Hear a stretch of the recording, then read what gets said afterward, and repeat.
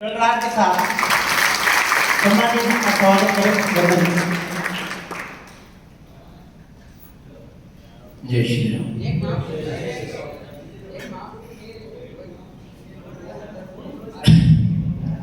ठीक है, बैठे बैठे बोलूंगा तो चलेगा ना? ये खड़े होकर ही बोलना पड़ेगा। मैं माँ भारती के चरणों में प्रणाम करता हूँ। राणा बख्तावर सिंह जी की इस पावन माटी को प्रणाम करता हूँ। राणा बख्तावर सिंह जी के श्री चरणों में उनके बलिदान को याद करते हुए प्रणाम करता हूँ। भीमा नायक, टंट्या मामा, अंबेडकर जी, चीतू सिंह किराट, चंद्रशेखर आजाद, भागीरथ जी सिलावट, दीवान गुलाब राय जी, चीमन लाल जी, मोहन जी कामदार, सबके चरणों में प्रणाम करता हूँ। और सबसे बड़ी बात यह है मेरे लिए आज गर्व की कि मैं राणा बख्तावर सिंह की माटी पर बैठ करके, उनकी छत्र छाया में बैठ करके मैं उनके वंशजों को संबोधित करने का सौभाग्य मुझे प्राप्त हुआ। जिन लोगों को ये बीच में खंबे हट रहे हों वो भी अपनी जगह बदल सकते हैं, व्यवस्थित हो सकते हैं, कोई दिक्कत नहीं है। क्योंकि जब तक वक्ता और श्रोता की आंखें नहीं मिलती है तब तक ऐसा आनंद नहीं आता है कि कुछ चल रहा है। तो अभी हमारे भाई साहब बता रहे थे कि आजादी कैसे आई, स्वाधीनता कैसे प्राप्त हुई। 15 अगस्त 1947 को भारत स्वाधीन हुआ। उसके पहले हम पराधीन थे। उस दिन स्वाधीनता प्राप्त हुई, ऐसा हम सब लोग जानते हैं। और हर साल 15 अगस्त पर जब हम कक्षा प्रथमा में थे तब से लगा करके हर साल 15 अगस्त पर एक रैली निकालना, नारे लगाना और तिरंगा ध्वज फहराना, उसको प्रणाम करना, प्रसाद लेना और घर आ जाना। ये हमारा स्वाधीनता दिवस मनाने का कार्यक्रम संपन्न हो जाया करता था। साल में 2 बार तिरंगे को याद करना और 2 बार ये कहना कि आज गणतंत्र दिवस है, आज स्वतंत्रता दिवस है। और ये इसलिए क्योंकि हम पिछले 75 सालों के अंदर 2-3 पीढ़ियों ने इस देश के अंदर इस माटी पर जन्म लिया। और हमने जब जन्म लिया, हमारी जब आंखें खुली तो हमारी आंखें स्वतंत्र भारत में खुली। हमने पहली सांस ली तो स्वाधीन भारत की जलवायु में, स्वाधीन भारत के वायुमंडल में हमने सांस ली।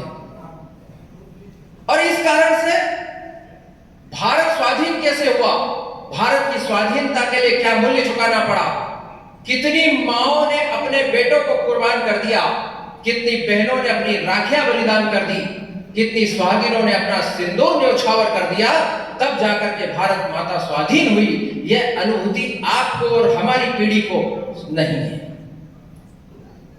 क्योंकि हमने स्वाधीन भारत के अंदर जन्म लिया। हमें स्वाधीनता ही स्वाधीनता दिखाई दी। तो जिस स्वाधीनता को प्राप्त करने के लिए जो मूल्य चुकाना पड़ा, उसकी अनुभूति हमें नहीं है। उसकी अनुभूति भारत के हर नागरिक को होनी चाहिए, आने वाली पीढ़ी को होनी चाहिए, वर्तमान पीढ़ी को होनी चाहिए।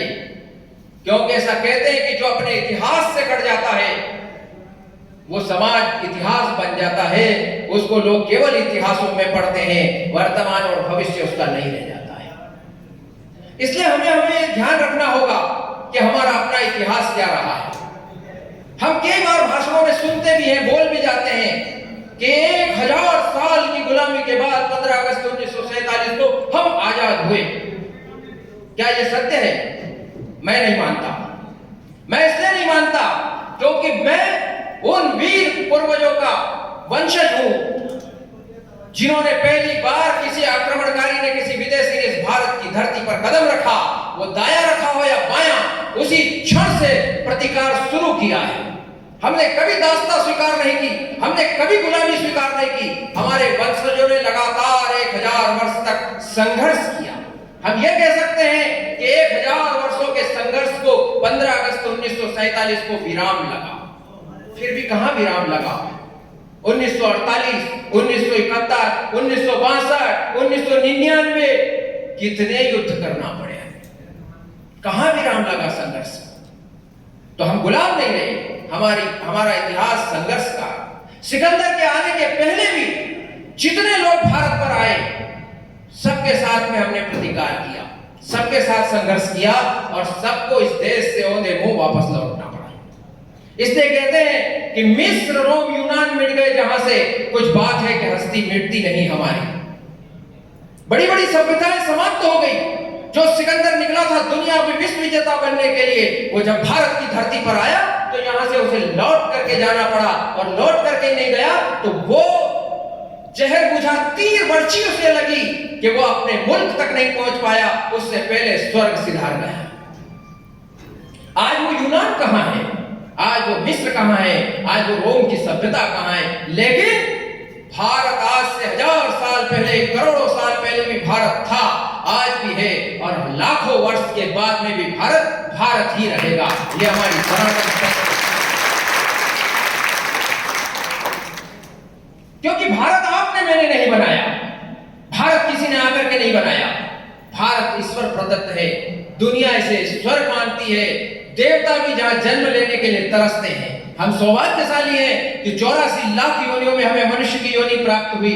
उसमें भी हम भारतीय होकर के पैदा हुए, उसमें भी हम हिंदू होकर के पैदा हुए, उसमें भी हम स्वाधीन भारत में पैदा हुए, और उसमें भी हम अमझेरा की माटी पर पैदा हुए। इससे बड़ा सौभाग्य क्या? लेकिन हमें क्या पढ़ाया गया हमारे इतिहासों के अंदर? कभी सुना आपने? आप सब पढ़े लिखे नौजवान हैं, बड़े बुजुर्ग भी हैं, ना कोई पहले के सिलेबस से लगा करके आज तक कभी राणा बख्तावर को पढ़ाया गया किसी किताब में? नहीं पढ़ाया गया। भागीरथ सिलावट को पढ़ाया गया, चीतू सिंह किराड़ को पढ़ाया गया, टंट्या मामा को पढ़ाया गया, बिरसा मुंडा को पढ़ाया गया? नहीं पढ़ाया गया। सिर्फ ये बताया गया कि 2 परिवारों की देन है जो भारत स्वाधीन हुआ। 2 परिवारों का किचन कैबिनेट का मामला है, रसोई घर का मामला है, उन 2 परिवारों ने देश को स्वाधीन करवा दिया। यही इतिहासों में भरा पड़ा है। हमसे यह कहा गया कि अंग्रेज आए साहब इस देश के अंदर, तो अंग्रेजों के आने के बाद भारत भारत बना। अंग्रेजों के आने के बाद यह देश बना। उसके पहले तो ये देश ही नहीं था। उसके पहले तो यहां कोई सभ्यता नहीं थी, यहां की महिलाओं का कोई सम्मान नहीं था, यहां के लोगों में कोई शिक्षा नहीं थी। किसने पढ़ाया? उन वामपंथी इतिहासकारों ने लिखा, और हमारी आने वाली पीढ़ियों ने ये पढ़ा। तो हमें यह भी देखना पड़ा कि भारत एक खोज पुस्तक भी इस देश के अंदर लिखी गई, और उसे पढ़ी भी गई, और उसके ऊपर एक धारावाहिक भी बना, एक सीरियल भी बना। दुर्भाग्य इस देश का यह है कि वास्को डी गामा ने भारत की खोज की। 1498 20 मई को वास्को डी गामा ने भारत की खोज की। अब बढ़िया, इससे बड़ा चुटकुला मुझे नहीं लगता। तो क्यों? क्या 1498 के पहले भारत नहीं था? या भारत किसी पहाड़ पर्वत में दबा हुआ था, या किसी पर्दे के पीछे छुपा हुआ था? जो वास्को डी गामा आया खेती पावड़ी लेकर के, उसने फिर खोदा, फिर भारत का खोज किया और दुनिया को बताया देखो ये भारत है, ये भारत है। ऐसा हुआ क्या? वास्को डी गामा की 7 पुश्ते पहले तक की खोज ले, जब वो नंगे भूखे घूमते थे, कच्चा मांस खाते थे, तब हमारे लोग मंगल की यात्रा करके चले आते थे, चंद्रमा की यात्रा करके चले आते थे। इसलिए आज भी हमारी पंचांग कहती है ये मंगल लाल है, विज्ञान आज बताता है। शनि के आसपास वलय है, ये हमारी पंचांग बताती है, जिसे विज्ञान आज मानता है। करोड़ों साल पहले हमारे वेदों ने कहा पृथ्वी गेंद की तरह गोलाकार है। बाइबल और कुरान में आज भी लिखा है कि पृथ्वी चपटी है। और ये हमको कहते हैं कि शिक्षा हमने दी आपके देश में आकर, इस देश को राष्ट्र हमने बनाया। तो आप कल्पना कीजिए, हमारे देश में सौराष्ट्र, महाराष्ट्र, महाभारत में धृतराष्ट्र, ये राष्ट्र कहां से आए?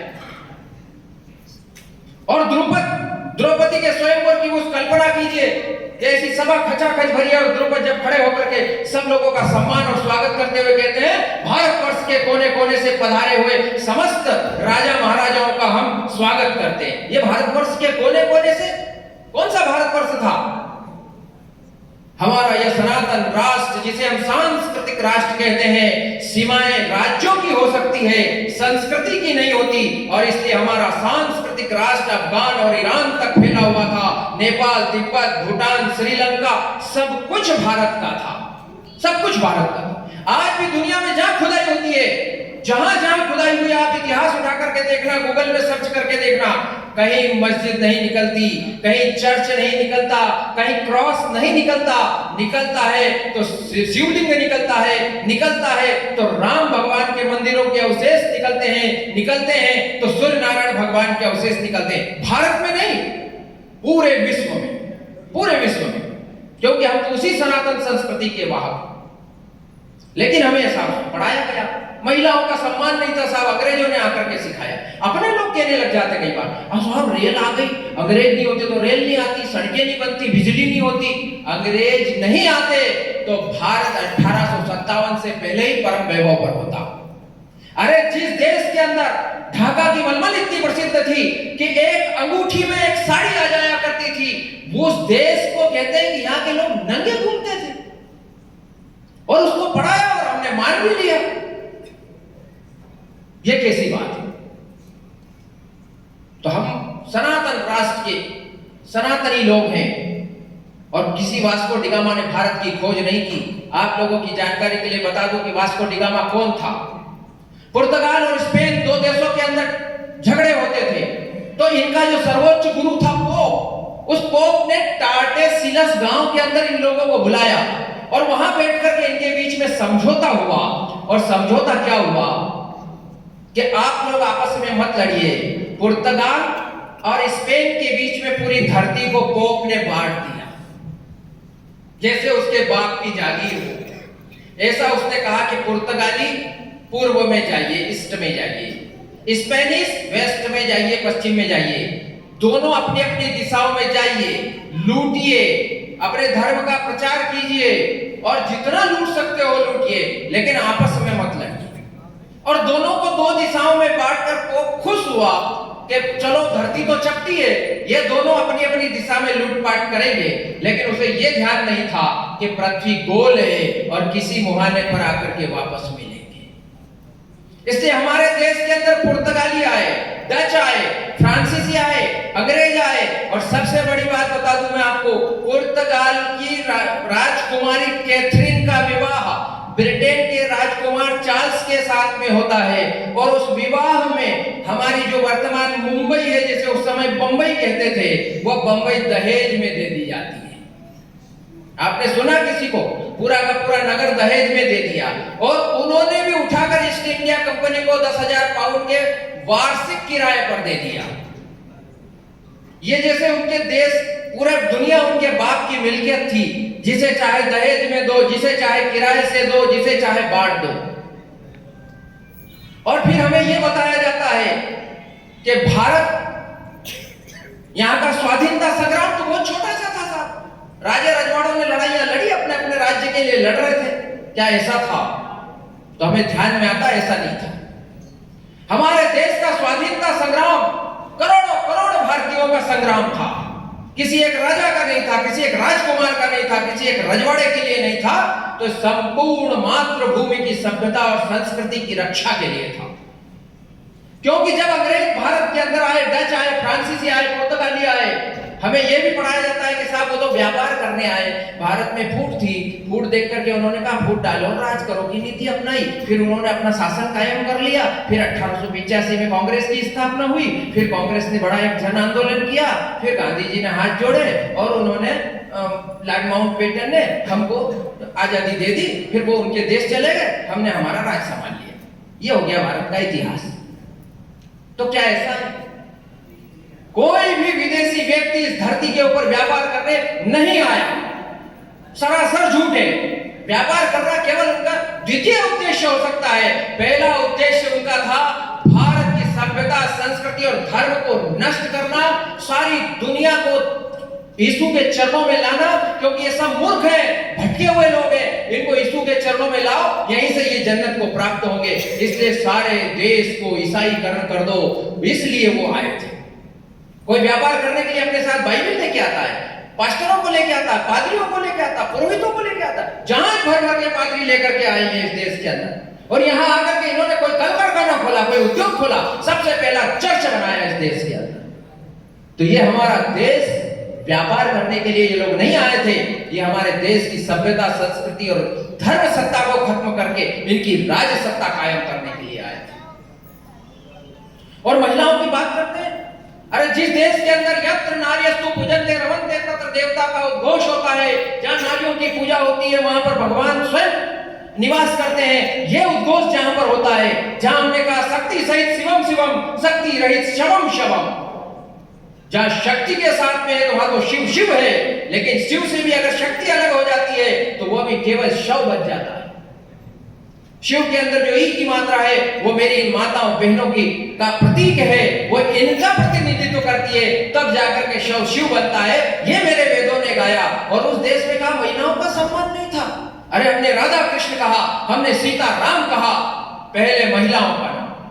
ये बता दें इनके इस्लाम में और ईसाईयत के अंदर कोई है इनके पास में ऐसा जो महिला देवता के रूप में, देवी के रूप में ये पूछते हो? इन्होंने तो उसे माना कि यह अंतिम मेल जो बचा था उससे निर्माण हुआ। खैर वो विषय अलग है। आज हम स्वाधीनता के विषय पर चर्चा कर रहे हैं। फिर हमें दुर्भाग्य से यह भी पढ़ाया जाता है कि प्लासी का युद्ध, अधिकांश लोग यहाँ पढ़े हैं, 10वीं तक तो पढ़े ही पढ़े होंगे, प्लासी का युद्ध भी हमने सुना होगा। सब भारत की स्वाधीनता के लिए पहला युद्ध हुआ प्लासी का युद्ध। क्या था प्लासी का युद्ध?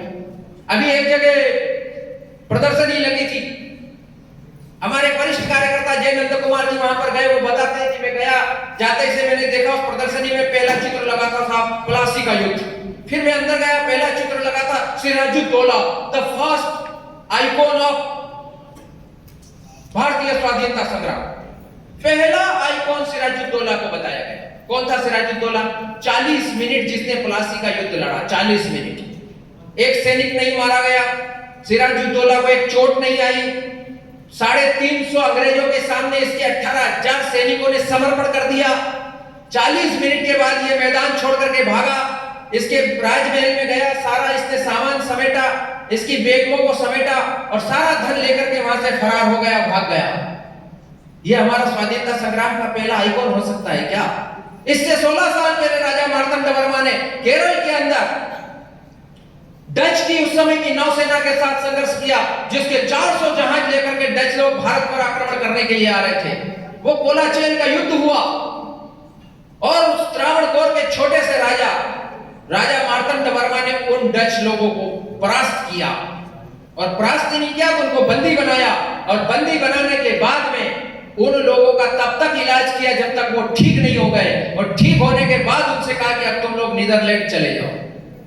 तब उनका जो बॉस था, उनका जो जनरल था, उनका जो सेनापति था, वो कहता है कि राजन, आपके राजा की तरह मेरा राजा दयालु नहीं है, मैं जाऊंगा तो वो मेरी गर्दन काट देंगे। और इसलिए वह राजा मार्तंडवर्मा की सेवा में रह गया। राजा मार्तंडवर्मा ने उससे सेवाएं ली, मृत्यु तक वो भारत में रहा। उसने भारत की सेना को, त्रावणकोर की सेना को ट्रेनिंग दी। तो क्या राजा मार्तंडवर्मा हमारे पहले आइकॉन होना चाहिए या सिराजुद्दौला होना चाहिए? फिर हमसे ये कहा जाता है साहब कि 1857 पहला स्वाधीनता संग्राम था। 1857 से पहले जब 1498 में वास्को डी गामा इस धरती पर आया, तब से संघर्ष शुरू हो गया था। और लगातार भील आंदोलन, कोल आंदोलन, रामोसी आंदोलन, सन्यासी विद्रोह, कितने प्रकार के आंदोलन हुए, कितने प्रकार के समर लड़े गए इस देश के अंदर। आनंद मठ अगर आपने देखा हो, जिसमें वंदे मातरम का उल्लेख है, उस आनंद मठ में सन्यासी आंदोलन का पूरा एक खाका तैयार है। उसे पढ़िए आप आनंद मठ को, हमें पता लगेगा उन सन्यासियों को कौन सा राज्य लेना था, उन्हें कौन से राज्य की आवश्यकता थी। अगर कहते हैं कि राजे रजवाड़ों का युद्ध था, स्वामी दयानंद सरस्वती को कौन से राज्य की आवश्यकता थी, टंट्या मामा को कौन से राज्य की आवश्यकता थी। जो हमारे यहाँ खंडवा के पंधाना तहसील के गांव वड़दा के रहने वाले टंट्या मामा, जिन्हें रॉबिन हुड के नाम से जानते थे अंग्रेज भी, और उन्होंने जब अंग्रेजों से टक्कर ली, उनको जबलपुर लेके जाकर के फांसी दी गई और पाताल पानी में उनकी देह को छोड़ दिया गया, जहां आज भी उनका मंदिर है। और जहां आज भी ट्रेनें निकलती है तो वहां का जो ट्रेन चालक होता है वो उनको सलाम मारता है, प्रणाम करता है, तब जाकर के ट्रेन आगे बढ़ती है। ये चंद्रशेखर आजाद को किस राज्य की आवश्यकता थी? अरे चंद्रशेखर आजाद तो वो थे जो अपने माँ बाप के इकलौता सहारा था, लेकिन उन्होंने अपने माँ बाप को छोड़ करके मातृभूमि को की सेवा करना पसंद किया। उनके गुरु लिखते हैं, मैं अभी कल परसों ही पढ़ रहा था, मनोहर लाल जी त्रिवेदी ने उनको भावरा के अंदर जो वर्तमान में आजाद नगर के नाम से जाना जाता है, उस आजाद नगर में तत्कालीन भाभरा के अंदर उन्होंने हिंदी पढ़ाई थी चंद्रशेखर आजाद। वो अपने एक संस्मरण में लिखते हैं कि 1923 के लगभग उनको कानपुर बुलवाया गया, जहां बालकृष्ण शर्मा, नवीन गणेश शंकर विद्यार्थी जैसे क्रांतिकारी थे। उन्होंने उनके गुरुजी को बुलवाया, गुरुजी को बुलाया गया, बिठाया, चाय पानी हुई, फिर 200-250 रुपए, उस समय बहुत बड़ी बात होती है। 250 रुपए बोले हमने इकट्ठे किए हैं और ये 250 रुपए आप ले जाइए, चंद्रशेखर आजाद जी के माताजी और पिताजी की सेवा में इनको लगाना। जब आजाद जी को इस बात का पता चला कि इन्होंने मेरे गुरु को वहां से बुलवाया और मेरे माता पिता की चिंता करते हुए इन्होंने 250 रुपए उनको दिए, तो उनका चेहरा ऐसा तमतमा गया, आंखें लाल हो गई। और पास में एक संदूक पड़ा था, उस संदूक में बड़ा ताला लगा था। चंद्रशेखर आजाद के उस ताले के ऊपर हाथ गया और उन्होंने ऐसा झटका दिया, ताला टूट गया। और ताले टूटने के बाद जब उन्होंने संदूक को खोला तो और बताया कि देखो इसके अंदर कितना पैसा पड़ा है, ये सारा पैसा मेरे पास है, मैं चाहूं तो ये सारा पैसा मेरे घर भेज सकता हूं, लेकिन ये मेरा नहीं है, ये भारत माता का पैसा है। और मेरे जैसे लाखों क्रांतिकारी इस देश की सेवा में लगे हैं, जो अपना प्राण पण बलिदान कर रहे हैं, इसलिए इससे एक पाई भी मेरे घर नहीं भेजना है। इससे बड़ी बात उन्होंने जो बोली, आप मैं कल्पना नहीं कर सकते। उन्होंने कहा मेरी रिवॉल्वर में 2 गोली मैं हमेशा रखता हूं, और जिस दिन मुझे लगेगा कि मेरे माँ बाप की सेवा करने के लिए मैं सक्षम नहीं हूं या वे खुद सक्षम नहीं है, मैं दोनों गोली उनको मार दूंगा, मैं दोनों गोली मेरे माँ बाप को मार दूंगा। ऐसा कहने वाला क्रांतिकारी हमारी धरती पर पैदा हुआ। हम उनके कितने नजदीक हैं, कभी हमें अनुभूति हुई, कभी हम उस भाभरा की माटी को जाकर के प्रणाम करके आए, कभी हमने चंद्रशेखर आजाद की उस कुटिया के दर्शन किए क्या? यही चंद्रशेखर आजाद काकोरी कांड के बाद फरारी में थे, और जब वो फरारी में थे, भाग रहे थे, रात को एक झोपड़ी का उन्होंने दरवाजा खटखटाया। अंदर एक माँ और बेटी थी। उन्होंने झोपड़ी का रात को दरवाजा खटखटाया, उन्होंने खोला, कौन? कहा आजाद। आजाद जी का इतना सम्मान था, उन्होंने तत्क्षण झोपड़ी का दरवाजा खोला, आजाद जी को अंदर लिया, अकेले माँ बेटी। आजाद जी को चाय पानी की, उनको भोजन करवाया। फिर उनके बीच में आपस में चर्चा होने लगी, तो आजाद जी ने कहा कि जमाई साहब कहाँ हैं, कहाँ दे रखी है बेटी को? उसकी माँ की आंखों से आंसू आ गए। वो रोते हुए कहती है कि हमारे पास दहेज का इतना पैसा नहीं है कि मैं मेरी बेटी का विवाह कर सकूं। तो आजाद जी कहते हैं कि मैं इस समय फरारी में हूं और मुझ पर अंग्रेज सरकार ने 5000 रुपए का इनाम घोषित कर रखा। कब? आज से कितने सालों पहले, 100 साल पहले की घटना। 5000 रुपए कितनी कीमत रखता था? उन्होंने कहा मेरे पर 5000 का इनाम है, थोड़ी दूर पर थाना चौकी है, जाओ, जाकर के खबर कर दो, वो मुझे पकड़ लेंगे, 5000 आपको मिल जाएगा और अपनी बेटी का विवाह कर देना। वो दोनों माँ बेटी रोने लगी। वो कहती है कि जो अपनी माता पिता को छोड़ करके अपना सर्वस्व समर्पण करने के लिए भारत भूमि में समाने के लिए तैयार है, क्या हम 5000 रुपए के लिए आजाद को अंग्रेजों की सुपुर्द कर सकते हैं क्या? उन्होंने मना कर दिया। और यही चंद्रशेखर आजाद जब रात को देर तक बात करते रहे, आंखें लग गई, सूर्योदय होने से पहले अंधेरे में आजाद जी वहां से निकल गए। चले तो गए, लेकिन उनके पास जो एक पोटली के अंदर थोड़ा बहुत था, पैसा था, जो भी था, वो सब वहां पर छोड़ करके चले गए। एक तरफ माँ बाप को 250 रुपए देने से मना कर दिया, लेकिन दूसरी तरफ जब समाज का दर्द देखा तो वो अपनी पोटली छोड़ करके चले गए। ऐसे क्रांतिकारियों के बीच में हम थे। वो खुदीराम बोस का फोटो लगा यहाँ पर। कितने लोग जानते हैं खुदीराम बोस को? जिस उम्र में उन्हें फांसी की सजा हुई, उस उम्र में बच्चे ये देखते हैं कि डीपे पर फोटो कौन सा डालना है। मैंने कोई पोस्ट की, उस पे कमेंट्स कितने आए हैं, मेरे दोस्त ने देखा कि नहीं, मेरी मेल दोस्त ने, मेरी फीमेल दोस्त ने मेरी स्टोरी को देखा कि नहीं। इस बातों में जब आज का युवा खोया हुआ है, इस उम्र में, यानी 18 18 साल की उम्र में खुदीराम बोस को फांसी हो गई थी। और बड़ा मजेदार कहानी है, उनका नाम खुदीराम बोस क्यों था? क्योंकि उनके ठीक पहले उनके दो भाई जो जन्म लिए और बचपन में ही बीमारी की वजह से वो नहीं रहे। तो हमारे यहाँ एक टोटका होता है ना, जिसके यहाँ बच्चे नहीं जीते वो किसी को न किसी को दे देता है। वैसे ही बच्चा होता है तो हमारे भाग्य में नहीं है, ताऊ जी को दे दिया, ताई जी को दे दिया, किसी को दे देते हैं। तो उनके यहाँ भी यही हुआ, जब दो भाई शांत हो गए और फिर इनका जन्म हुआ तो इनको इनकी ही बड़ी बहन को बेच दिया 3 मुट्ठी चावल में। और जिस प्रदेश में ये रहते थे वहां पर चावल को खुद ही बोला जाता है, इसलिए इनका नाम खुदीराम हो गया।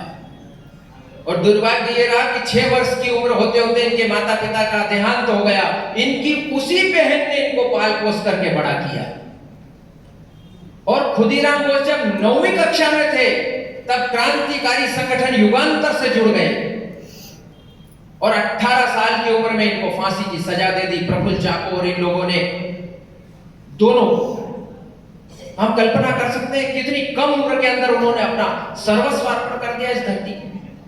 और इतने प्रसिद्ध थे उस समय वो कि उस समय के लोग अपने धोती और कुर्ते के ऊपर खुदीराम बोस का फोटो छपवा करके चलते थे।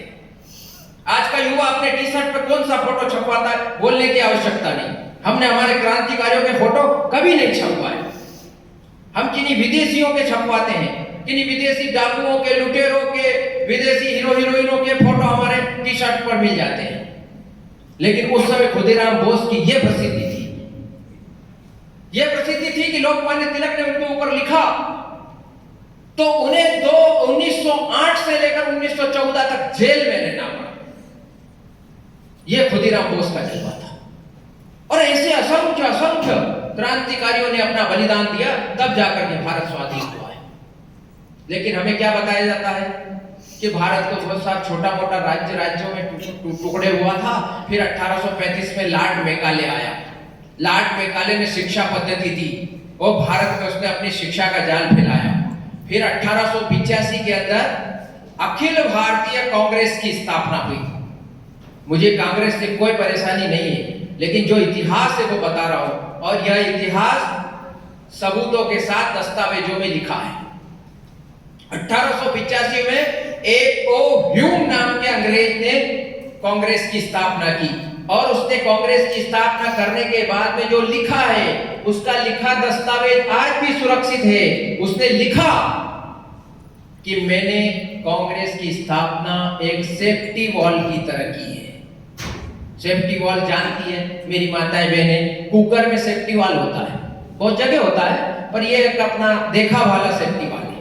कुकर में जब प्रेशर बढ़ता है और मान लीजिए किसी कारण से उसकी सीटी खराब हो जाती है, वो गैस बाहर नहीं आ पाती है और उसमें ब्लास्ट होने का डर होता है, तब वो सेफ्टी वाल्व फूट जाता है और उस सेफ्टी वाल्व से सारी गैस बाहर हो जाती है और वो कुकर बच जाता है। होता है ना, ऐसे ही है ना। तो उसने लिखा कि मैंने कांग्रेस की स्थापना एक सेफ्टी वाल के रूप में की, और वह इस प्रकार से था कि जब जब इस देश के अंदर इस प्रकार का कोई गुबार खड़ा होगा, जैसे 1857 में हुआ, ऐसा गुबार जब जब खड़ा होगा तब तब हम एक दरी बिछाएंगे, सफेद चादर डालेंगे, 4-6 नेताओं को बिठाएंगे, वे धरना आंदोलन करेंगे, सब लोग आकर बैठ जाएंगे। 2-4 दिन में गुबार ठंडा हो जाएगा सेफ्टी वॉल की तरह, फिर सब अपने काम धंधे लग जाएंगे। इसलिए उन्होंने कांग्रेस की स्थापना की और उन्होंने तय किया था कि कांग्रेस में केवल लंदन से, विलायत से पढ़ा हुआ जो व्यक्ति है वही उसका सदस्य बन सकता है। वर्षों तक ये परंपरा रही। वो तो बाद में लोकमान्य तिलक जैसे लोग, इनके और अन्य साथी जब कांग्रेस की सदस्यता लेकर के अंदर घुसे, तब जाकर के ये कहीं स्वाधीनता का एक मंच बनने के लिए योग्य हुआ। उसके बाद भी क्या हुआ, जो आईसीएस की परीक्षा पास करके सुभाष चंद्र बोस भारत आए। आईसीएस की परीक्षा उस समय बहुत बड़ी परीक्षा हुआ करती थी। आज जो आईएएस और आईपीएस होता है, उस समय वो पूरे विश्व की परीक्षा होती थी।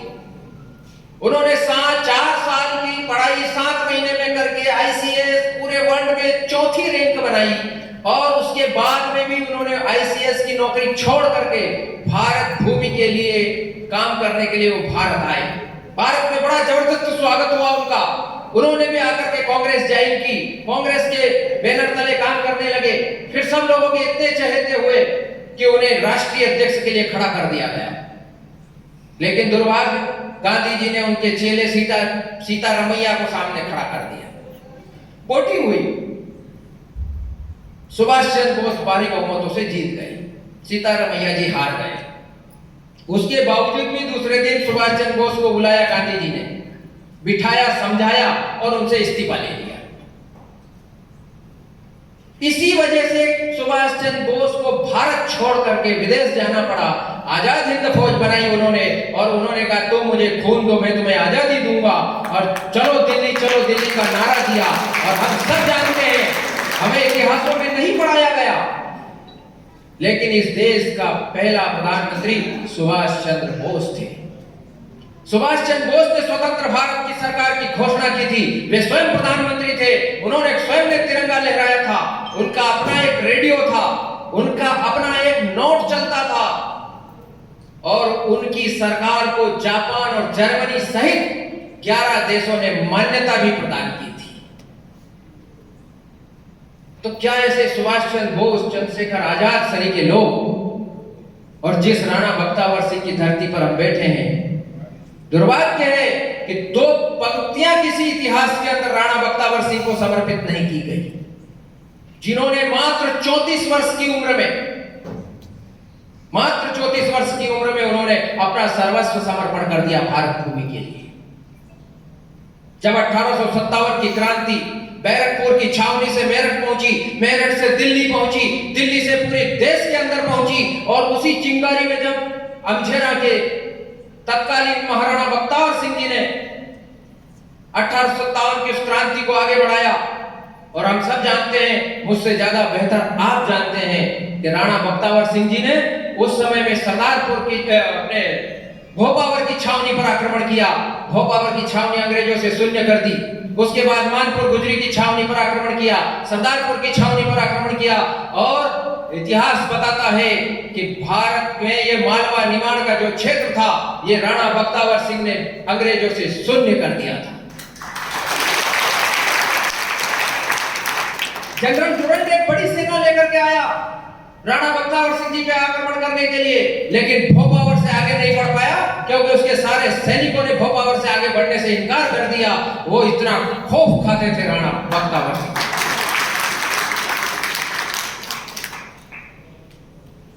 और जो एक अंग्रेज अधिकारी था हिचिंगसन, वह एक बहुत बड़ी सेना लेकर के जब आया, और बहुत बड़ी सेना लेकर के जब वो अमझेरा की ओर बढ़ा, उसने धार पर आक्रमण किया। धार पर उस समय राणा बख्तियार सिंह जी नहीं थे, उसने धार पर कब्जा किया, और वहां से जब वो आगे बढ़ने लगा, तो यहाँ एक लालगढ़ का किला है। राणा बख्तियार सिंह जी जैसे शिवाजी पन्हालगढ़ के किले में चले जाते थे, ऐसे राणा बख्तियार सिंह जी लालगढ़ के किले में चले गए। अभेद्य किला, लेकिन इस देश का जैसा हमेशा से दुर्भाग्य रहा वैसा ही रहा। उसने फिर अपना चाल, अंग्रेजों ने अपनी चाल चली, कुछ लोगों को जागीरें दी, किसी प्रकार से संधि प्रस्ताव भिजवाया राणा बख्तियार सिंह जी के पास। और इतिहास ऐसा बताता है कि जब वे लालगढ़ के किले से संधि प्रस्ताव के बहाने नीचे उतरे, उनसे कहा गया कि अमझेरा को हम स्वाधीन घोषित कर देंगे। अंग्रेजों ने कहा कि अमझेरा पर हम आपकी रियासत को स्वाधीन कर देंगे। और वो अपने 12 अंगरक्षकों को लेकर के जब लालगढ़ के किले से धार की ओर जा रहे थे, रास्ते में एक बड़ी सेना ने उनको घेर लिया, उनको गिरफ्तार कर लिया गया, और ऐसे ही झूठ मूठ का दिखाने के लिए उन पर मुकदमा चलाया गया। और उनसे कहा कि आप कुछ इस पर जवाब देंगे? तो उन्होंने कहा क्या जवाब देना है, आप अपने बचाव में कुछ बोलेंगे? उन्होंने कहा क्या बचाव, मेरा देश है, मेरी धरती है, आप लोग आतताई हैं, आप अत्याचारी हैं, आप अपने बचाव में बोलिए, मैं बोलने वाला कौन? और दिखाने के लिए उन पर मुकदमा चलाया गया। और ऐसा कहते हैं कि उन्हें असीरगढ़ की जेल भेज देने का आदेश हुआ, लेकिन अंग्रेज इतना खौफ खाए हुए थे कि उन्हें जेल भेजने के बजाय दूसरे दिन 10 फरवरी 1858, ठीक है तारीख शायद, 10 फरवरी 1858 को आज जहां वाई हॉस्पिटल है, उसके कंपाउंड में एक नीम का पेड़ है, उस नीम के पेड़ पर राणा बख्तियार सिंह जी को फांसी पर लटका दिया गया। उस एमवाई हॉस्पिटल में उस नीम के पेड़ को हम में से कितने लोग देखने गए हैं? वहां आज राणा बख्तियार सिंह जी की प्रतिमा लगी है, कभी हमने जाकर के प्रणाम किया हो? जिन्होंने किया उनको मैं प्रणाम करता हूं, बड़ी बात है।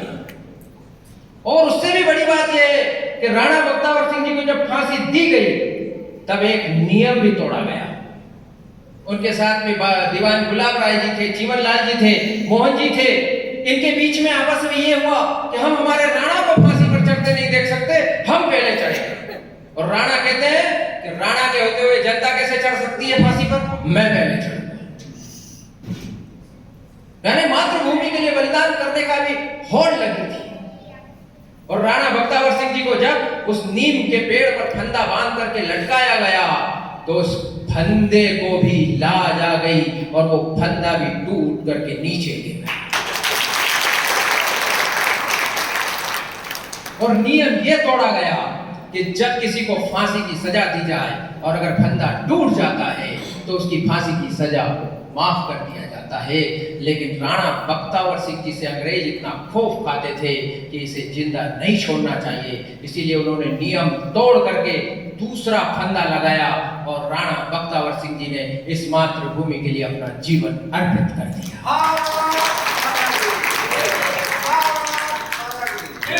ऐसे 10 लाख लोग इस देश के लिए शहीद हुए हैं। अंग्रेजों का गजट बताता है 10 लाख लोग थे, लेकिन हमें क्या बताया? हमें ये बताया हर साल एक चाटुकार गीत लिख करके गया। गांधी जी ने नहीं कहा, गांधी जी बहुत आदरणीय है, हम सम्मान करते हैं, उन्होंने किसी से थोड़ी कहा कि तू गीत लिख, पर कोई था मेरे जैसा चाटुकार, उसने गीत लिख दिया, दे दी हमें आजादी बिना खड्ग बिना ढाल, साबरमती के संत तूने कर दिया कमाल। हर साल हम गाएं 15 अगस्त 26 जनवरी पे, इतना सा बच्चा ये गीत सुनते सुनते बड़ा होता है और बड़ा होकर वो ये सोचता है कि कोई ढाल नहीं उठाना पड़ी, कोई तलवार नहीं चली, किसी की गर्दन नहीं कटी, कोई खून नहीं बहा, कुछ भी नहीं हुआ। हम लोग गए चुपचाप, हमने कहा साहब हमको आजादी दे दो, उन्होंने भी कहा ये तस्तरी में सजा के तुम ले लो, और हम लेके घर आ गए। ऐसा हुआ। ये हमें लोरियां दे दे करके हमें बड़ा किया गया, इसलिए हम इन क्रांतिकारियों का सम्मान करना भूल गए, इसलिए हम इन बलिदानियों को याद करना भूल गए और हम इसी मस्ती में मस्त हो गए कि आजादी तो मुफ्त में मिली है। और क्या स्वाधीनता, क्या स्वतंत्रता। हम कहते हैं हम स्वतंत्र हो गए, हम कहते हैं स्वाधीन हो गए, आजाद हो गए, फ्रीडम मिल गया। काहे का फ्रीडम मिल गया? स्वाधीन और स्वतंत्रता में भी अंतर है। उससे पहले हम इस बात को भी समझ लें कि 15 अगस्त 1947 की आधी रात को अपन कोई शुभ काम करते हैं क्या? नहीं करते हैं, लेकिन चूंकि आधी रात को वहां लंदन में सूर्योदय होता है, इसलिए भारत की आजादी आधी रात को दी गई। और हमारे लोगों ने आधी रात के अंधेरे में आजादी ली भी बिना कोई मुहूर्त देखे। अच्छे ज्योतिषियों ने बताया था उस समय के नेहरू जी मुहूर्त ठीक नहीं है, पर उनको तो यह था कि लेना थी, जब दे दे तब ले लो, और ले ली। और कैसी ली?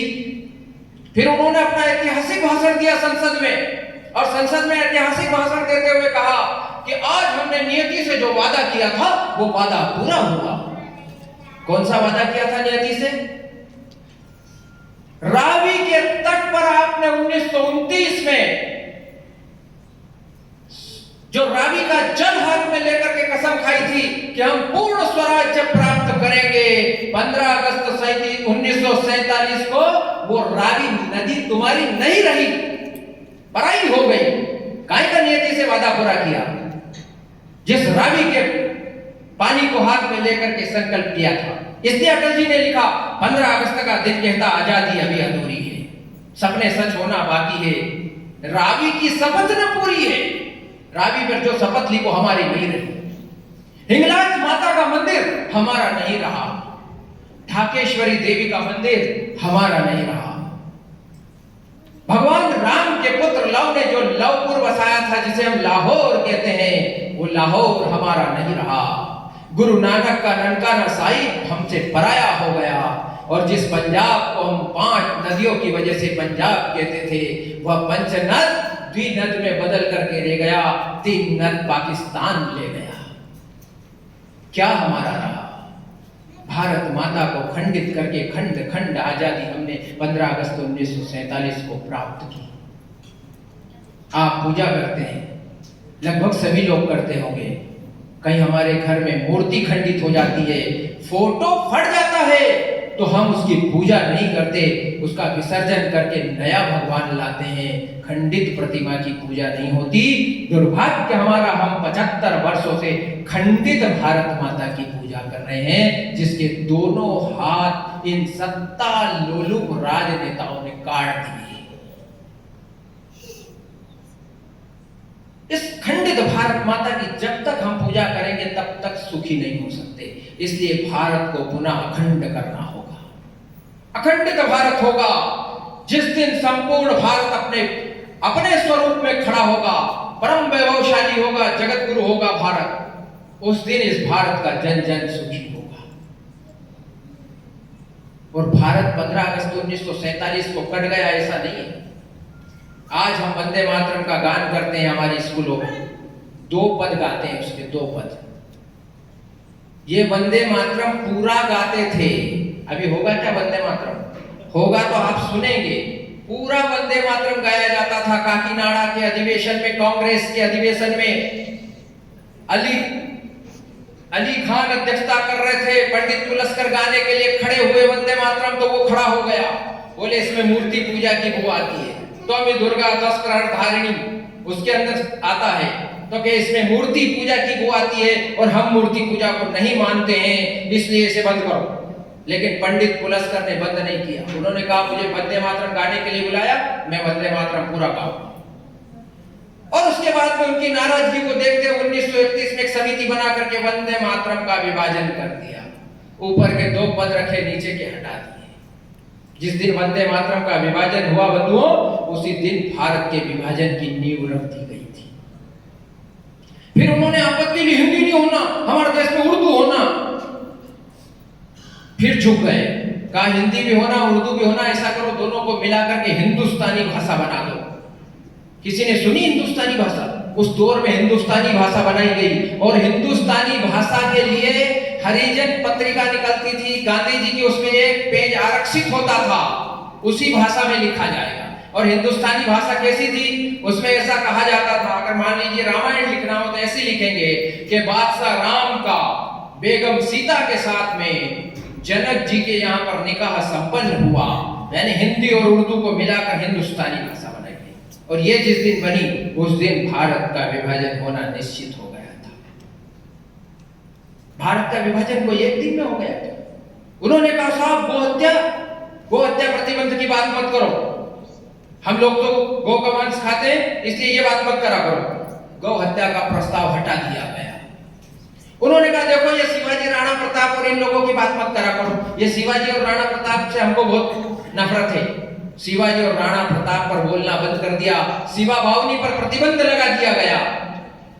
और ऐसा हम झुकते चले गए और 15 अगस्त 1947 को देश का विभाजन कर दिया।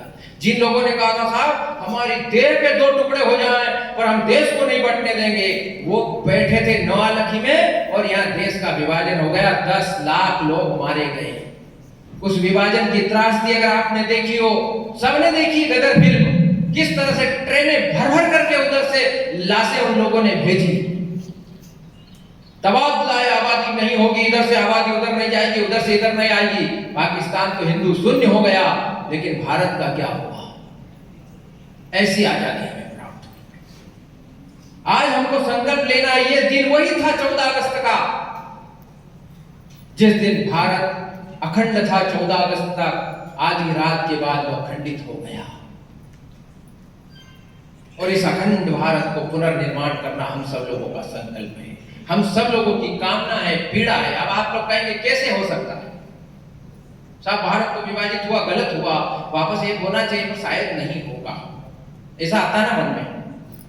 फिर ऐसा भी आता है कि अरे पहले ही अपन इतने परेशान हैं, फिर पाकिस्तान भी हो जाएगा, बांग्लादेश भी शामिल हो जाएगा, कितने सारे इस देश के अंदर इस्लाम के बासिंदे हो जाएंगे, फिर कैसे क्या करेंगे? ऐसा आता है ना मन में सवाल। लेकिन देश 10-20 साल, 50 साल, 75 साल का नहीं होता। राष्ट्र की उम्र करोड़ों साल की होती है। आप और हमारी उम्र हो सकती है 100 साल की हो, लेकिन राष्ट्र करोड़ों साल का होता है। और मैं आपको 2-4 चीजें बताता हूं जिससे आपके मन में भी ये संकल्प जगे कि भारत अखंड हो। इजराइल ने 1700 वर्ष तक संघर्ष किया। हमारे पास तो देश है, धरती है, हमारा राजा है, हम इतना बड़ा राष्ट्र लेकर के बैठे हैं। इजराइल के पास कुछ नहीं था, कुछ नहीं था। यहूदी दर दर की ठोकरें खा रहे थे, कुछ भारत में पड़े थे, कोई कहां पड़ा था, कोई कहां पड़ा था, लेकिन वो प्रति वर्ष इकट्ठे होते थे और ये कसम खाते थे कि हम इजराइल लेकर रहेंगे। आने वाली पीढ़ियों को 1700 साल कम नहीं होते। 1700 साल तक उन्होंने ये आग अपने दिलों में जगाए रखी और आज हम जानते हैं कि उन यहूदियों ने अपना इजराइल वापस लिया और आज दुनिया की एक महाशक्ति है इजराइल, जो चारों तरफ से 7 से 8 मुस्लिम कंट्री से घिरा हुआ है, लेकिन उसकी और आंख उठाकर देखने की हिम्मत कोई नहीं कर सकता। ये इजराइल बना ना, तो भारत अखंड क्यों नहीं हो सकता? द्वितीय विश्व युद्ध के बाद जर्मनी के 2 टुकड़े हो गए, पूर्वी और पश्चिमी जर्मनी। आज वो दोनों टुकड़े मिलकर के एक हैं। हुआ या ना हुआ? इससे बड़ी बात बताता हूं, आपने कभी कल्पना की थी कि आप अपना मोबाइल खोलेंगे, उसमें अपना फोन पे निकालेंगे और यहां से बैठे बैठे दिल्ली 50,000 रुपए भेज देंगे? कभी कल्पना की थी? पर हुआ ना।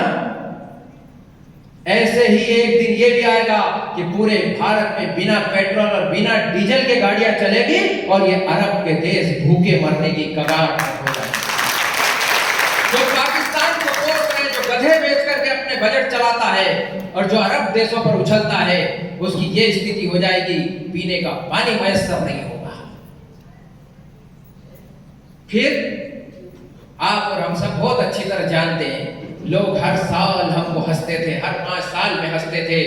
जब हम राम मंदिर की बात करते थे लोग हंसते थे। चुनाव आता है, पिटारा खुलता है, राम मंदिर का मुद्दा उछलता है, चुनाव गए, पिटारा बंद, उसको उधर धकेल देते, कहते थे ना। किसी ने कल्पना की थी कि राम मंदिर का निर्माण ऐसे शुरू हो जाएगा? हुआ कि नहीं हुआ? याची देही याची डोला, इसी शरीर और इसी आंखों से हम राम मंदिर का निर्माण होते देख रहे हैं या नहीं देख रहे हैं? देख रहे हैं। जब ये हो सकता है तो भारत भी अखंड हो सकता है।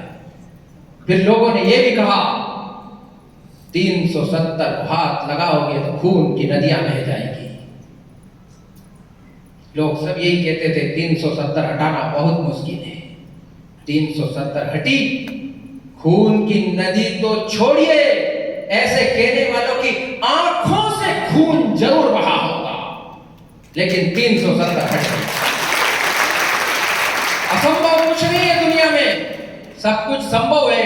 ऐसे ही ये भारत पुनः अखंड होगा। आओ एक नक्शा बनाए अगले दौर का, ढाका, दिल्ली और लाहौर का। फिर से वो भारत माता अपने परम वैभव की ओर जाने के लिए खड़ी। लेकिन इसके लिए हमारे मनों में संकल्प की आग होना, स्मृति नहीं। पीड़ा नहीं है कि केवल भारत बढ़ गया साहब क्या करना, ऐसा नहीं। संकल्प होना और जन जन का संकल्प होना, 140 करोड़ भारतीयों का संकल्प होना। आने वाला समय वो है 10 साल। आप सब लोग इस बात को लिख लें कि आने वाले 10 सालों के अंदर हिंदू बनने की होड़ लगने वाली है दुनिया में। विश्व के कई देशों में भारतीय मूल के लोग राष्ट्रपति और प्रधानमंत्री बन चुके हैं और कई मुल्कों में बनने वाले हैं। और जिन्होंने 500 साल हमारे ऊपर अत्याचार किए, उस देश में भारतीय मूल का व्यक्ति प्रधानमंत्री बनेगा। यह होने वाला है। पूरी दुनिया सनातन संस्कृति की ओर आशा भरी निगाह से देख रही है। विदेशों में चर्च बेचे जा रहे हैं, घंटियां बजाने वाला कोई नहीं है, और वो चर्च खरीद रहे हैं राम कृष्ण मिशन के लोग, हरे राम हरे कृष्ण वाले लोग, श्रील प्रभुपाद जी महाराज के शिष्य, हिंदू स्वयंसेवक संघ के लोग। और वहां पर चर्च में से यीशु मसीह की मूर्ति का विसर्जन करके राधा कृष्ण बैठ रहे हैं और लोग मृदंग पर राधा कृष्ण के धुन पर अंग्रेज लोग नाच गा रहे हैं और अपनी शांति के साथ। हमारे देश में देखिए कई हमारे पिछड़े हुए भाई वापस हिंदू धर्म में आ रहे हैं।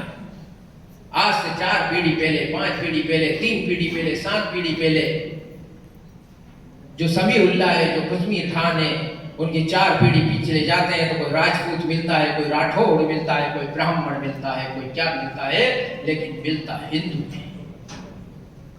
और ये सब लोग भारतीय सनातन सभ्यता की ओर, हिंदू सभ्यता की ओर, हिंदू संस्कृति की ओर आएंगे।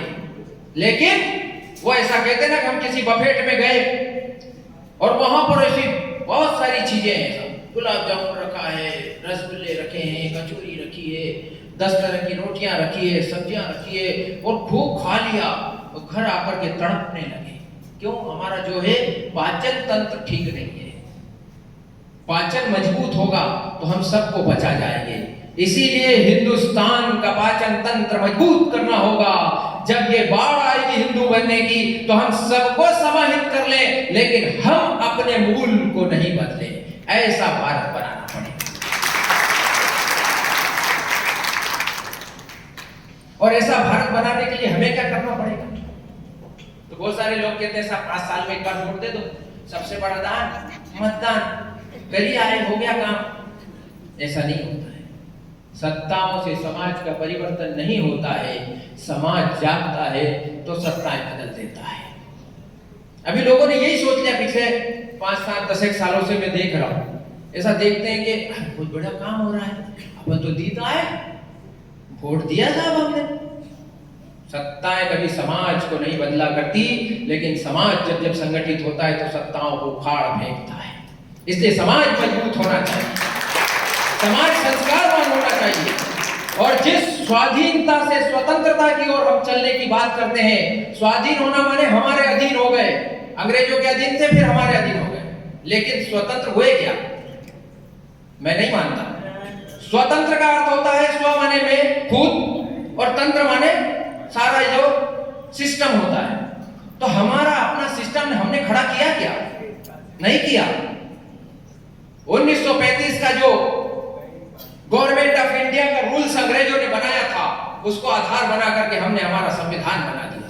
आप अपना संविधान और वो रूल्स रखें। एक्ट नंबर 1 से 95 तक तो कामा, फुल स्टॉप और मात्रा भी नहीं बदली, उसको ऐसा कैसा कॉपी पेस्ट कर लिया है। 34,000 से ज्यादा कानून जो अंग्रेजों ने हम पर अत्याचार करने के लिए बनाए थे, देश की स्वाधीनता के बाद भी वो लागू रहे। ये हमने कौन सी स्वतंत्रता प्राप्त की? स्वाधीन तो हो गए लेकिन स्वतंत्र नहीं। आज तक हम हमारी भाषा का ही नहीं कर पाए। स्वाधीन संविधान सभा में बहस हुई, बहस होने के बाद में ये हुआ कि भाषा कौन सी होनी चाहिए। अम्बेडकर जी को प्रणाम करता हूं, मैं अभी उनकी प्रतिमा पर माल्यार्पण करके आया। उन्होंने खड़े होकर के कहा था हमारे देश की संपर्क और राजभाषा संस्कृत होनी चाहिए।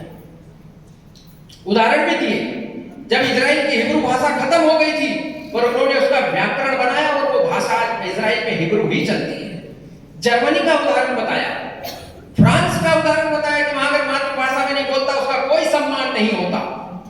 लेकिन देश का दुर्भाग्य ऐसा हुआ कि 15 सालों के लिए अंग्रेजी रख दो, फिर हम सब सीख जाएंगे, उसके बाद बदल लेंगे। वो 15 के आज 75 साल हो गए साहब, उस कानून के ऊपर कभी कोई विचार नहीं हुआ, कभी कोई चर्चा नहीं हुई, ना उसका रिन्यूअल भी नहीं किया गया। और बड़ी बात, 75 सालों में हम हमारे देश का नाम तय नहीं कर पाए। हिंदी में बोलो तो भारत, अंग्रेजी में इंडिया। अमेरिका को अंग्रेजी में क्या कहते हैं कोई बताए? जापान को अंग्रेजी में क्या कहते हैं? फ्रांस को अंग्रेजी में क्या कहते हैं? चीन को अंग्रेजी में क्या कहा जाता है? इजराइल को अंग्रेजी में क्या कहते हैं? फिर भारत को इंडिया क्यों कहते हैं? हम अपना नाम तय नहीं कर पाए। हमसे अदना सा देश, इतना सा देश भूटान, इतना सा देश बर्मा और इतना सा देश श्रीलंका। आप सबने सिलोन रेडियो सुना होगा एक जमाने में। ये रेडियो सिलोन है, वो सिलोन श्रीलंका का नाम अंग्रेजों ने रखा था, लेकिन 1992-93 के अंदर उन्होंने उसको बदल करके वापस श्रीलंका कर दिया। म्यांमार जो ब्रह्म देश था वो बर्मा इसलिए बोलते थे कि अंग्रेजों से ब्रह्म देश नहीं बोला जाता था, वो बर्मा बोलते थे। और उस बर्मा को भी वहां मिलिट्री शासन होने के बावजूद भी उन्होंने बदल करके उनका अपना नाम म्यांमार कर लिया। लेकिन भारत आज भी मेक इन इंडिया है, मेड इन इंडिया है, सत्ताएं ऐसा परिवर्तन करती है। लेकिन जब समाज जगेगा तो भारत भारत बनेगा, तब मेक इन इंडिया नहीं, मेक इन भारत लिखा जाएगा। तो हम हमारा नाम तय नहीं कर पाए, और बड़ी बात छोड़िए, हमारे अपने संस्कार हम तय नहीं कर पाए। अधिकांश लोग बैठे आजकल जन्मदिन मनाने की परंपरा बहुत है, थोड़ा बहुत नेता हो जाता है तो बहुत सार्वजनिक रूप से भी मनाता है। सोशल मीडिया का इतना बड़ा जमाना है साहब, आधी रात को भी केक कटता है तो फोटो डलता है। तो दुर्भाग्य जो अपने आप को राष्ट्रवादी बताते हैं, मैं कई बार टोक चुका ऐसे लोगों को, अपने आप को राष्ट्रवादी बताने वाले लोग केक काट करके जन्मदिन मनाते हैं और उसका फोटो भी शेयर करते हैं। अरे हम काटने वाले लोग नहीं है, हम जोड़ने वाले लोग हैं। क्या बच्चों को, छोटे छोटे बच्चों को संस्कार दोगे आप? चाकू लेकर के दिल के ऊपर छुरी चलाता है, दो टुकड़े करता है, एक टुकड़ा अपने बाप के मुंह में देता है, एक माँ के मुंह में देता है, और सामने कोई फ्रेंड खड़ा तो उसके मुंह पे चौपड़ देता है। ये संस्कार हमारा, ये जन्मदिन मनाए। जिन लोगों ने अत्याचार किया उन लोगों की पद्धति है ये। हमारी पद्धति दीपक जलाने की है, हमारी पद्धति प्रसाद बांटने की है, हमारी पद्धति यज्ञ हवन और पूजन करने की है। अनपढ़ से अनपढ़ महिला फोन पर कहती है तो हैप्पी बर्थडे विश कर दिया गया। इस पंक्ति में कोई प्रार्थना है क्या? कोई आशीर्वाद है क्या? इसके बजाय अगर आप फोन पर ये कहते हैं कि बेटा आपका जन्मदिन मंगलमय हो, भगवान रुद्र, भगवान महाकाल ये करे कि आपकी आयु लंबी दे, आपको अच्छी शिक्षा मिले, आप सदैव राष्ट्र के लिए कार्य करते रहें, तब तो प्रार्थना लगती। हैप्पी बर्थडे विश कर दिया क्या? प्रार्थना करता हूं मैं कि इस अमृत महोत्सव के दौर में आप संकल्प लें कि मैं, मेरा परिवार, मेरे बच्चे इस प्रकार की परंपरा को बंद कर देंगे। 16 संस्कारों की बात हमारे यहाँ पर होती है। उन 16 संस्कारों में से संस्कार बचे कितने हैं? 2-4 बड़ी मुश्किल से हम करते हैं। नामकरण संस्कार इसलिए करना पड़ता है कि नाम रखना अनिवार्य है। विवाह संस्कार इसलिए करते हैं कि घर बसाना है, और अंतिम संस्कार इसलिए करते हैं कि उसको रख नहीं सकते तो फूंक दो। बाकी के तो संस्कारों के नाम भी याद नहीं होंगे। लेकिन उसमें भी आप सोचना कि जब हम विवाह संस्कार की बात करते हैं तो कैसा करते हैं? दूल्हे का पहनवास क्या होता है? दुल्हन का पहनवास क्या होता है? हम क्यों अंग्रेजी कपड़े पहन करके दूल्हा दुल्हन बनते हैं? क्यों कोट पैंट टाई लगा करके उस मई जून की दोपहरी में? कोट पैंट टाई हमारे यहाँ का पहनावा नहीं है, ठंडे मुल्कों का है। लेकिन वो पहन करके नाचते कूदते, डीजे बजते, कुहड़ गाने बजाते बजाते जब वो लग्न मंडप में पहुंचता है तो उसके आसपास बैठे हुए 2-3 मित्र जो उसके बड़े शुभचिंतक होते हैं, वो कहते हैं साहब बहुत गर्मी है पंडित जी, फटाफट लगन लगा दो। 2 घंटे से वो धूप में नाच रहे थे तब नहीं कहते। माने जिस संस्कार के लिए हम इकट्ठे हुए वो संस्कार ही नहीं बचा, उसमें सिर्फ दिखावा रह गया है। हम में से कितने लोग हिंदी में हस्ताक्षर करते हैं? मैं हाथ खड़े नहीं करवाऊंगा क्योंकि मुझे पता है इसमें आधे से अधिक लोग अंग्रेजी में हस्ताक्षर करते हैं। संविधान में नहीं लिखा आप अंग्रेजी में हस्ताक्षर करिए, बैंकें नहीं रोकती है, देश का प्रधानमंत्री हिंदी में हस्ताक्षर करता है, मध्य प्रदेश का मुख्यमंत्री हिंदी में हस्ताक्षर करता है, और मेरा भी अनुभव कि मैं बचपन से हिंदी में ही हस्ताक्षर करता हूं, मुझे आज तक किसी ने नहीं रोका। तो क्या हम हिंदी में हस्ताक्षर नहीं कर सकते? कर सकते ना? फिर हम अंग्रेजी में हस्ताक्षर करने की अंधी दौड़ में शामिल क्यों होते हैं? हमारी स्वभाषा पर हमें गर्व क्यों नहीं है? हमारी स्व संस्कृति पर हमें गर्व क्यों नहीं? यही तो स्वतंत्रता है। हमारे कुटुंब नहीं बचे, वही अंग्रेजों की तरह। अभी तो ये स्थिति हो गई है कि आज सगाई होती है, खूब फोटो डालते हैं स्टेटस के ऊपर, 2-3 महीने के बाद पता लगता है उसकी सगाई टूट गई, फिर दूसरे के साथ हो गई, फिर तीसरे के साथ हो गई। पता नहीं अंग्रेजों की इतनी नकल करने की आदत हमको क्यों हो गई? हमको हमारी स्वभाषा, स्व संस्कृति, हमारा कुटुंब, पहले हमारा कुटुंब हुआ करता था, दादा दादी, भाई भाभी, ननन बहनोई, ये वो, बच्चे पोते पोती, ऐसा बड़ा कुटुंब होता था। अब हम किसी से पूछते हैं कि क्यों, कहाँ गए थे? बोले वैष्णो देवी गए थे, पूरे परिवार के साथ होके आया। अच्छा कौन कौन गए? मैं, मेरी श्रीमती, मेरा बच्चा, ये परिवार हो गया। कुटुंब की व्यवस्थाएं ध्वस्त हो गई हमारी। तो क्या हम ये नहीं कर सकते? हम कभी हमारे पर्यावरण के बारे में नहीं सोच सकते। हम इस अंधी दौड़ में शामिल हो गए, हमने इतनी कार्बन का उत्सर्जन कर दिया। अभी कुछ दिन पहले ही हमने देखी त्रासदी कोरोना की, ऑक्सीजन के अभाव में दम तोड़ना पड़ा। अरे हम 21,600 सांस रोज लेते हैं, रोज ऑक्सीजन लेते हैं भगवान की दी हुई, बदले में हमने भगवान को क्या दिया? हम हमारे जीवन में 5 पेड़ लगा करके बड़े कर सकते हैं क्या? ये संकल्प हमें लेना चाहिए। हम पॉलीथीन मुक्त दुनिया बनाएंगे, और उससे पहले सबसे पहले मैं मेरा घर पॉलीथीन मुक्त करूंगा। मैं बाजार जाऊंगा, झोला लेकर के जाऊंगा। स्टेटस सिंबल हो गया, किसी से सब्जी ली और उसने पॉलीथीन की थैली नहीं दी तो उसको सब्जी फेंक करके चले आते हैं, थैली नहीं दी है। ये नहीं कि हम हमारा झोला लेकर के जाए। अरे जिस वसुंधरा ने हमको पाला पोसा बड़ा किया, उसकी संरक्षण करने की जिम्मेदारी भी तो हमारी है। पानी बचाने की जिम्मेदारी हमारी है, बिजली बचाने की जिम्मेदारी हमारी है। तो ये सब करने का हम व्यक्तिगत रूप से ये सब काम कर सकते हैं। इसके लिए किसी सरकारों की आवश्यकता नहीं है। और हम जो जहां खड़ा है वो वही अड़ा है, और वहीं से उसको भारत के लिए जो जो कर सकता है वो करने का संकल्प आज हमें लेना चाहिए। उसी से भारत अखंड होगा, उसी से भारत वैभवशाली होगा। और मैं अंतिम एक बात कह करके अपनी वाणी को विराम करता हूं कि 1897 में स्वामी विवेकानंद जी एक भाषण दे रहे थे। उस भाषण में उन्होंने कहा कि अमेरिका के लोगों का स्वभाव व्यापारिक स्वभाव है। 4 लोग जहां मिलेंगे वहां कंपनी खड़ी कर लेंगे, और जब अमेरिका पावर में आएगा तो वह पूरी दुनिया को बाजार बना देगा। और हुआ, अमेरिका ने पूरी दुनिया को बाजार बना दिया। फिर उन्होंने कहा कि ब्रिटिशों का स्वभाव राजनीतिक है, ये जब तक पावर में रहेंगे तब तक पूरी दुनिया पर यही लोग हुकूमत करते रहेंगे। वह भी हुआ। फिर उन्होंने कहा कि जर्मनी का स्वभाव सामरिक है, युद्ध करने का है, और इसलिए ये जब पावर में आएंगे तो पूरी दुनिया को युद्ध में झोंक देंगे। और ये भी हुआ, विश्व युद्ध में झोंक दिया जर्मनी ने। फिर किसी ने पूछा, स्वामी जी भारत का स्वभाव? स्वामी जी ने कहा, भारत का स्वभाव धर्म का है, भारत का स्वभाव कर्म का है, भारत का स्वभाव त्याग का है, भारत का स्वभाव तपस्या का है, भारत का स्वभाव तेन त्यक्तेन भुंजिता, इस उद्घोष पर चलने वाला है। इसलिए भारत जब पावर में आएगा, भारत जब महाशक्ति बनेगा, तब संपूर्ण दुनिया इन गुणों को अपनाएगी। कौन से गुणों को? त्याग, तपस्या, समर्पण, प्रेम और स्नेह को। इसलिए भारत का महाशक्ति बनना जरूरी है, आपके और मेरे लिए नहीं, संपूर्ण विश्व की शांति के भारत को महाशक्ति बनना। क्योंकि हमने उद्घोष किया, सर्वे भवन्तु सुखिनः, सर्वे सन्तु निरामया, सर्वे भद्राणि पश्यन्तु मा कश्चित् दुर्भाग् भवेत्। सब सुखी हो, सब निरोगी हो। ऐसा ही कहा ना? हमने कहां कहा हिंदू सुखी हो?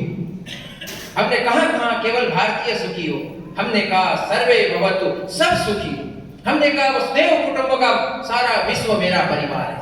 और इसलिए सारे विश्व की शांति के लिए, सारे विश्व के कल्याण के लिए और भारत को सशक्त और शक्तिशाली होना जरूरी है। इसलिए हम कहते हैं धर्म की जय हो, अधर्म का नाश हो, विश्व का कल्याण। हमने कभी नहीं कहा भारत का कल्याण हो, अमझेरा का कल्याण। हमने कहा, हमेशा कहा, उद्घोष किया, विश्व का कल्याण। और इसलिए हम भारत को एक महाशक्ति बनाएं, इसी संकल्प के साथ कि आंखों में वैभव के सपने, पग में तूफानों की गति हो, राष्ट्रभक्ति का ज्वार न थमता, आए जिसकी हिम्मत। धन्यवाद।